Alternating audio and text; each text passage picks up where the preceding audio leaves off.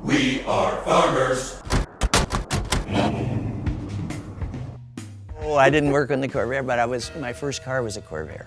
So I was a fanatic on the Corvair for years. I had probably 10 years worth of Corvairs. Thought they were the most fantastic things, because at the time, the cars were big and heavy, big V8s and all that, and the Corvair was just totally different. Beautiful, clean design, didn't have a lot of junk on it. And of course the air-cooled engine, I loved it. I have this model. I had a 60. This is a 62 or 3, I think.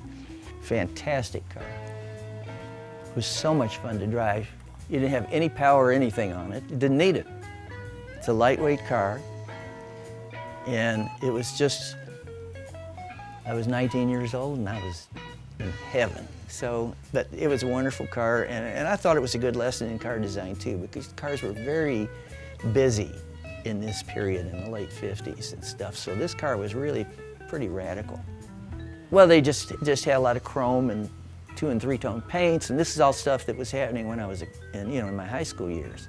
And when this car came out, it was at the end of my high school. I graduated in 1959, and this car came out, I guess, that fall, 59, as a 60 model. And a friend of ours bought the first one in my hometown, which is a small town, Owensboro, Kentucky. And he had been a race driver, so he's interested in unusual cars and stuff like that. So he drove by our house, and he said, "Can I drive it?" And he let me drive it around the block, and I thought, oh man.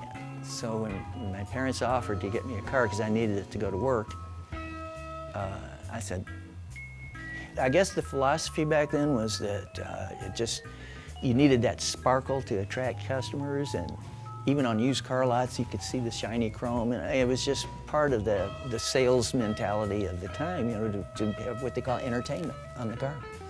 So you see a car like a 58 Impala, which to me is a really pretty car, but it's got a lot of these little junky details all over it, little scoops and stuff. And all that was meant for was just to add sparkle and entertainment to the design. And this car just went totally against the whole thing. And it's a beautiful, and it actually, this perimeter line on the car, this design, influenced the BMWs that came out a little bit after this. And there were other foreign cars. I think there was one called an NSU, a German compact car or something. This line, it goes around the car, all the way around, and defines the shape.